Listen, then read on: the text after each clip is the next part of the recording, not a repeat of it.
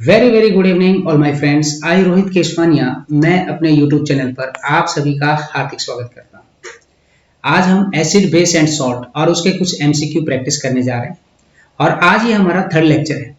Acid base and salt का ये third lecture है और इस थर्ड लेक्चर के अंदर भी आज हम एमसीक्यू प्रैक्टिस करेंगे लास्ट में। और मैं आपको बताता हुआ चलूँ, यहाँ से आपको मैक्सिमम जो क्वेश्चन है एग्जाम के अंदर देखने को मिलेंगे। तो चलिए हम स्टार्ट करते हैं। सबसे पहले हम जानते हैं कि केमिकल प्रॉपर्टीज ऑफ एसिड, क्योंकि इससे पहले ऑलरेडी हम पढ़ चुके हैं। हमने यहाँ पर फिजिकल प्रॉपर्टीज पढ़ चुके थे एसिड्स की, और बेस के बारे में भी थोड़ा बहुत हमने जानकारी ले ली थी। तो चलिए यहाँ पर चर्चा करते हैं कि केमिकल प्रॉपर्टीज क्या क्या रहेंगी भाई एसिड की। देखिए, सबसे पहले जब हम मेटल की रिएक्शन कराते हैं, एसिड के साथ, जैसे कि डाइल्यूट एसिड हम लेंगे, यहाँ पर हाइड्रोक्लोरिक एसिड, सल्फ्यूरिक एसिड, जब हम रिएक्ट कराएंगे तो यहाँ से बहुत तेजी से हाइड्रोजन गैस क्या होगी, इवॉल्व होगी। इसके अलावा मेटेलिक सॉल्ट भी क्या होगा, यहाँ से फॉर्म होगा।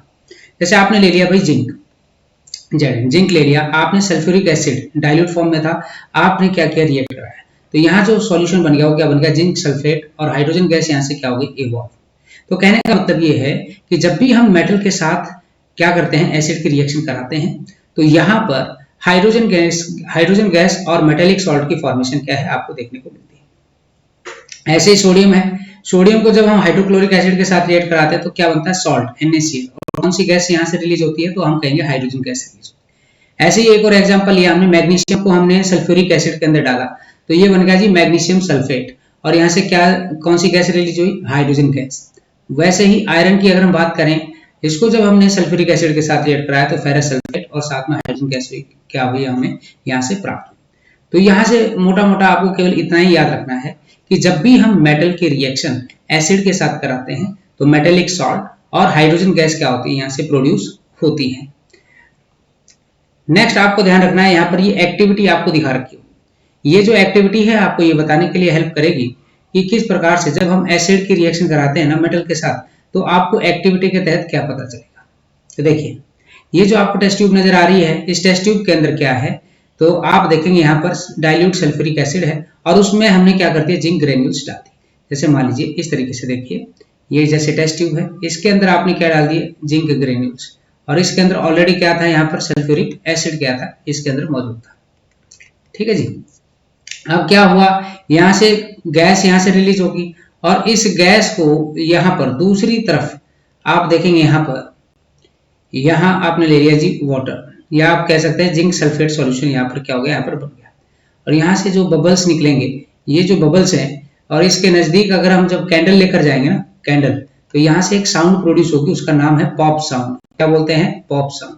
ये वाला क्वेश्चन भी पूछा जाता है कि बताइए पॉप साउंड हमें कब मतलब प्राप्त होती है, तो हम कहेंगे जब हम मेटल की रिएक्शन एसिड के साथ कराते हैं तो हाइड्रोजन गैस रिलीज होती है, और वही जो हाइड्रोजन गैस के जो बबल्स हैं, अगर हम उसके नजदीक अगर हम क्या लेकर जाते हैं, मोमबत्ती लेकर जाते हैं, है ना, तो वहां से आपको पॉप साउंड क्या है, आपको सुनाई देगी। तो कंक्लूजन यही है कि रिएक्टिव जो मेटल्स होते हैं वो डाइल्यूट एसिड के साथ रिएक्ट करेंगे और हाइड्रोजन गैस क्या करते हैं, रिलीज करने का काम करते हैं। अब इसके अलावा और भी देखें तो metal which can displace hydrogen from dilute acid are known as active metals. अब भाई ऐसे मेटल्स जो क्या हो जाते हैं, डिस्प्लेस कर देते हैं हाइड्रोजन को फ्रॉम द डाइल्यूट एसिड, तो उसको हम एक्टिव मेटल के नाम से जानते हैं। तो एक्टिव मेटल कौन कौन से हैं यहाँ पर, sodium, potassium, zinc, iron, calcium, magnesium, है ना, ये सारे के सारे क्या कहलाएंगे, यहाँ पर ये एक्टिव मेटल्स कहलाएंगे, क्योंकि ये हाइड्रोजन को क्या कर देते हैं भाई, वहां से डिस्प्लेस करने का काम करते हैं। जैसे कि मैं बात करता हूँ कि हाइड्रोक्लोरिक एसिड है ना, तो हाइड्रोक्लोरिक एसिड से क्या करेंगे, हाइड्रोजन को क्या कर देंगे, डिस्प्लेस कर देंगे, और खुद जाके क्या हो जाएंगे, वहां पर अटैच हो जाएंगे। जैसे कि सोडियम है, सोडियम का रिएक्शन करा दिया आपने हाइड्रोक्लोरिक एसिड के साथ, तो आपको पता है कि यहाँ से इसको डिस्प्लेस कर देंगे, तो इसकी जगह जाके क्या हो जाएगा, क्लोरीन जुड़ जाएगा, और हाइड्रोजन गैस यहाँ से क्या हो जाएगी, रिलीज हो जाएगी। तो ये जो प्रोसेस है ना, आपको क्या है यहाँ पर देखने को मिलता है। इसके अलावा आप देखेंगे यहाँ पर reaction with metal carbonates and metal hydrogen carbonates. Metal carbonate और मेटल हाइड्रोजन कार्बोनेट के साथ जब हम एसिड की रिएक्शन कराते हैं तो यहाँ से कार्बन डाइऑक्साइड गैस और सॉल्ट की फॉर्मेशन क्या है, आपको देखने को मिलेगी। पहले में आपको हाइड्रोजन गैस मिली थी, अब यहाँ पर आपके पास है कि अगर आपने मेटल कार्बोनेट्स और हाइड्रोजन कार्बोनेट के साथ रिएक्ट कराया, मेटल हाइड्रोजन कार्बोनेट के साथ रिएक्शन कराई एसिड की, तो आपको यहाँ पर क्या देखने को मिलेगा, तो कार्बन डाइऑक्साइड गैस की क्या होगी, प्रोड्यूस यहाँ पर होगी। जैसे देखिए यहाँ पर दिया रखा है आपको कैल्शियम कार्बोनेट, आपने रिएक्शन करा दी हाइड्रोक्लोरिक एसिड के साथ, डाइल्यूट फॉर्म में लेना है, कंसंट्रेटेड फॉर्म में नहीं। तो ये क्या होगा, यहाँ पर आपको देखने को मिलेगा यहाँ पर कि जो क्लोराइड है ना यहाँ से डिस्प्लेस होगा, तो कैल्शियम क्लोराइड यहाँ पर बन जाएगा सॉल्ट, इसके अलावा वाटर, और साथ में कौन सी गैस निकलेगी यहाँ से, कार्बन डाइऑक्साइड गैस इवॉल्व होगी।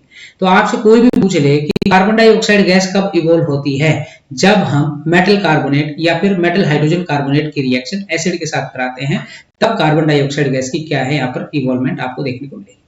ऐसे ही कैल्शियम हाइड्रोजन कार्बोनेट का फॉर्मूला याद कर लीजिएगा, CaHCO2 है ना। और जब हम इसकी हाइड्रोक्लोरिक एसिड के साथ रिएक्शन कराते हैं तो कैल्शियम क्लोराइड और यहाँ पर वाटर और कार्बन डाइऑक्साइड गैस क्या होती है, प्रोड्यूस होती है। ऐसे ही पोटासियम कार्बोनेट की जब हम रिएक्शन कराते हैं हाइड्रोक्लोरिक एसिड के साथ, तो यहाँ पोटासियम क्लोराइड, वाटर और कार्बन डाइऑक्साइड गैस की क्या होगी, यहाँ पर प्रोडक्शन आपको देखने को मिलेगी। ऐसे ही पोटासियम हाइड्रोजन कार्बोनेट की रिएक्शन अगर हम हाइड्रोक्लोरिक एसिड के साथ करा दें तो पोटासियम क्लोराइड, वाटर और क्या होगा, कार्बन डाइऑक्साइड की प्रोडक्शन क्या है आपको यहाँ पर देखने को मिलेगी। तो मोटी मोटी बात यही है कि जब हम एसिड की रिएक्शन मेटल के साथ कराते हैं तो क्या निकलती है, हाइड्रोजन गैस प्रोड्यूस होती है।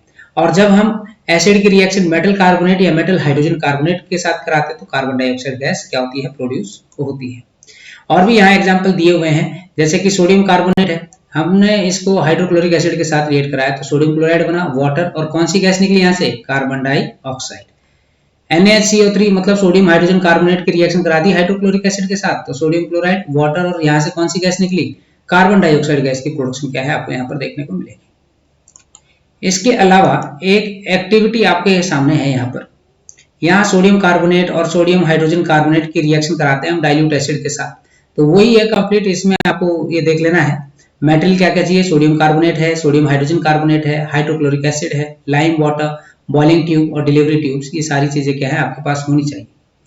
और दूसरी बात क्या है, जब यहाँ से देखो ये जो ये है ना, यहाँ पर क्या है, लाइम वाटर, क्या है, लाइम वाटर। मैं इसकी अगर बात करूं तो यहाँ पर आपको लाइम वाटर देखने को मिलेगा।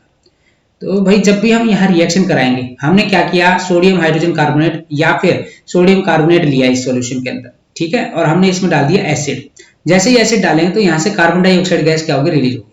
तो ये जो कार्बन डाइऑक्साइड जो गैस है ना, ये इस लाइम वाटर के अंदर जाएगी और इस लाइम वाटर को क्या कर देगी, मिल्की। कैसा कलर आ जाएगा इसका, तो हम कहेंगे जी मिल्की कलर क्या करेगी, ये प्रोड्यूस कर देगी। तो इसका मतलब क्या हुआ, इसका मतलब यही है कि यहाँ से कार्बन डाइऑक्साइड गैस क्या हुई है, प्रोड्यूस हुई है। नेक्स्ट है, अगर हम रिएक्शन कराते हैं मेटेलिक ऑक्साइड के साथ, मतलब एसिड की रिएक्शन अगर हमने मेटेलिक ऑक्साइड के साथ करा दी तो क्या होगा, तो हम कहेंगे यहाँ से सॉल्ट और वाटर हमें प्राप्त होगा। क्या चीज प्राप्त होगी, सॉल्ट एंड वाटर। तो एक एक्टिविटी के तहत देखिए, जब हम स्टडी करते हैं reaction of dilute acid with metal oxide, जिसको हम बेसिक ऑक्साइड के नाम से भी जानते हैं, तो आप देखिए कॉपर ऑक्साइड लेंगे, हाइड्रोक्लोरिक एसिड और टेस्ट ट्यूब, बस यही तीन चीजें आपको क्या है लेनी है। आपको क्या करना है, 0.5 ग्राम कॉपर ऑक्साइड क्या करोगे, टेस्ट ट्यूब में डालोगे, काले रंग का होता है बिल्कुल, और फिर उसमें हाइड्रोक्लोरिक एसिड डालोगे ड्रॉप वाइज। तो थोड़ी थोड़ी देर में आप उसको क्या करो, हिलाते रहो, तो कॉपर टू ऑक्साइड क्या हो जाएगा, डिजोल्व हो जाएगा।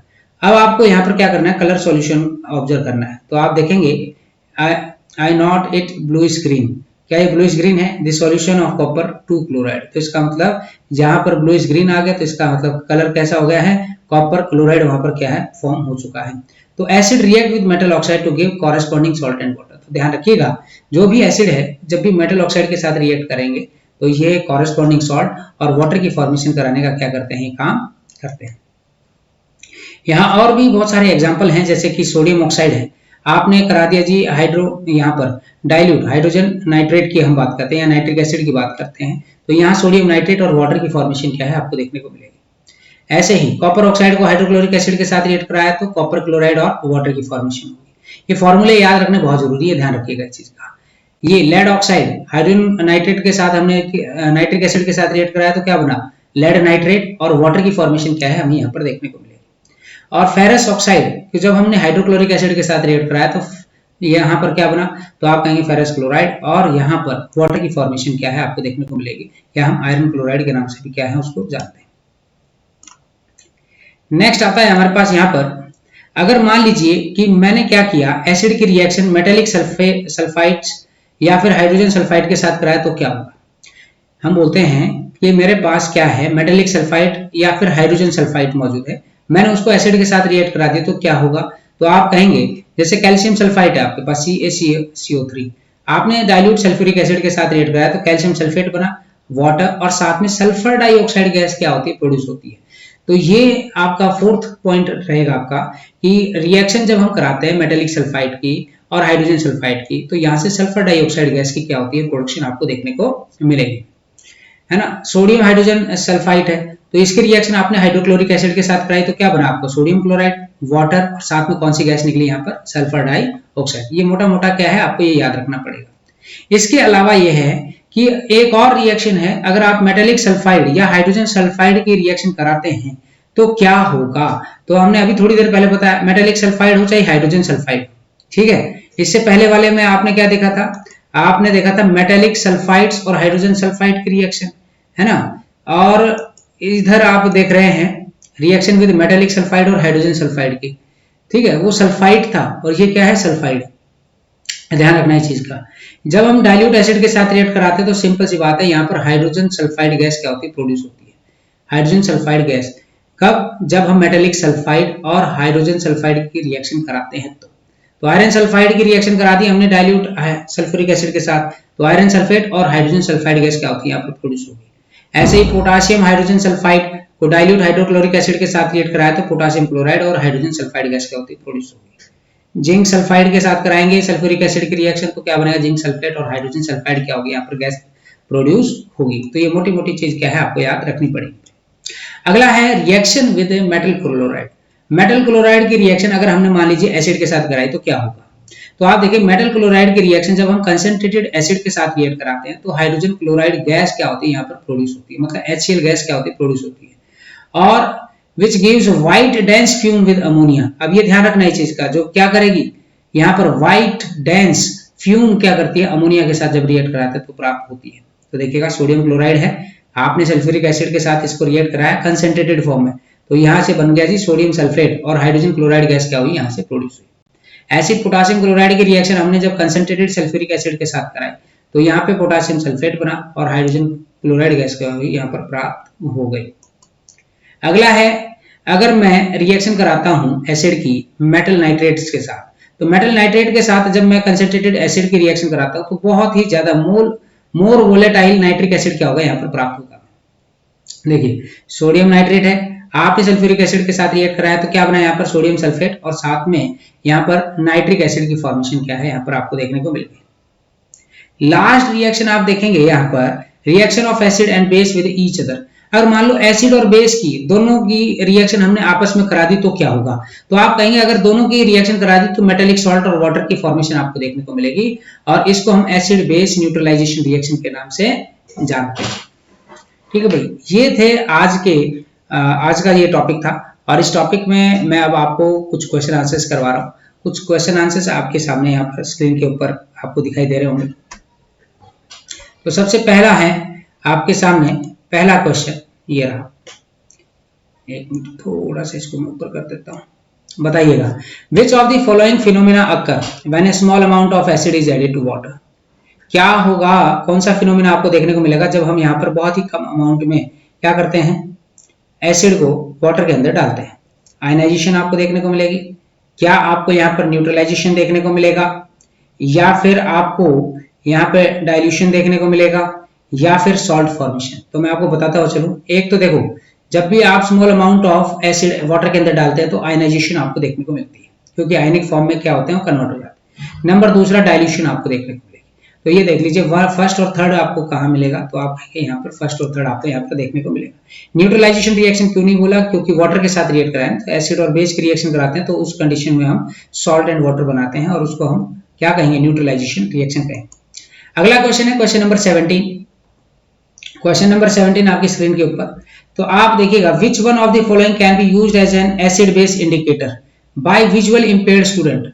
मान लीजिए जिनको आंखों से दिखाई नहीं देता है तो वो एसिड बेस इंडिकेटर क्या करेंगे, यूज करना चाहते हैं, तो किसका यूज करेंगे वो, क्या वो लिटमस का यूज करेंगे, क्या टर्मरिक, या वेनिला एसेंस, या फिर पिटूनिया लीव्स। तो आप कहेंगे वेनिला एसेंस का क्या करेंगे, वो यूज करेंगे, क्योंकि स्मेल से पता चल जाएगा ना कि उसमें एसिड है या नहीं। अच्छा भाई, विच of the following substance will not give carbon dioxide on treatment with dilute acid. मतलब ऐसा कौन सा सब्सटेंस है जिसकी रिएक्शन अगर हम डाइल्यूट एसिड के साथ कराएं तो कार्बन डाइऑक्साइड गैस आपको वहां से प्राप्त नहीं होगी। क्या वो मार्बल है, लाइमस्टोन है, बेकिंग सोडा है या फिर लाइम है? तो आप कहेंगे जी लाइम। लाइम यहाँ पर क्या रहेगा, आपका करेक्ट आंसर रहेगा। नेक्स्ट क्वेश्चन है क्वेश्चन नंबर 19, आपकी स्क्रीन के ऊपर आपको देखने को मिल जाएगा। तो क्वेश्चन नंबर 19, एक मिनट देखिए रुकिएगा, अच्छा एक और क्वेश्चन है इसके बाद। विच of the following is acidic in nature? आपको बताना है कि इनमें से एसिडिक नेचर किसका है, lime juice, human blood, lime water या एंट एसिड? तो आप कहेंगे यहाँ पर लाइम जूस। लाइम जूस क्या है, एसिडिक नेचर का होता है, और बाकी सारे के सारे बेसिक नेचर आपको देखने को मिल जाएगा। ठीक है भाई। लास्ट क्वेश्चन है भाई आज का जो लास्ट क्वेश्चन है, इसमें आपको ये जो दिखा रखा है इलेक्ट्रोलिटिक डिकम्पोजिशन टाइप का है ना, तो या फिर हम कह सकते हैं डिस्प्लेसमेंट रिएक्शन। चलो देखते हैं क्या है। In an attempt to demonstrate electrical conductivity through an electrolyte the following apparatus was set up. Which among the following statement are correct? तो आपको बताना है कौन सी स्टेटमेंट यहाँ पर बिल्कुल सही रहेगी। Bulb will not glow because electrolyte is not acidic. Bulb glow नहीं करेगा क्योंकि यहाँ पर इलेक्ट्रोलाइट क्या नहीं है, एसिडिक नहीं है। ये बात बिल्कुल आपको सही लग रही है या गलत लग रही है? तो मैं कहूंगा ये बात गलत है। ठीक है। Bulb will glow because sodium hydroxide is a strong base and furnaces ions for the conduction. ये बात बिल्कुल सही लगी मुझे। ठीक है, क्योंकि मैंने कहा कि जब ये जो बल्ब है ये क्या करेगा, यहाँ पर ग्लो करेगा। क्यों? क्योंकि यहाँ पे स्ट्रॉन्ग बेस है और आयंस की फॉर्म क्या है यहाँ पर देखने को मिल सकती है। Bulb will not glow because circuit is incomplete. नहीं भाई, सर्किट तो कंप्लीट है, तो ये बात भी गलत है। ठीक है, ये बात भी क्या हो गई है, गलत। अच्छा, इसके अलावा bulb will not glow because it depends upon the type of electrolytic solution. नहीं भाई, ऐसी बात भी नहीं है, क्योंकि सोडियम हाइड्रोक्साइड के अंदर क्या है, आयनिक फॉर्म में कन्वर्ट हो जाते हैं और ये इलेक्ट्रिसिटी क्या करेंगे, कंडक्ट कराने का काम करेंगे। तो अब आपके सामने यहाँ पर ये है कि 20 का जो आंसर है वो क्या रहेगा। तो आप कहेंगे जी बी ऑप्शन आपका देखने को मिलेगा, सेकंड देख लो कौन से ऑप्शन में। तो सी ऑप्शन में आपका ये क्या हो जाएगा, करेक्ट आंसर हो जाएगा। तो ये थे आज के कुछ क्वेश्चंस। कैसे लगा भाई सेशन, कमेंट बॉक्स में लिख के जरूर बताइएगा। तो चलिए आज के लिए इतना ही काफी है, कल फिर मुलाकात होंगे नए टॉपिक के साथ। तो धन्यवाद, जय हिंद, जय भारत।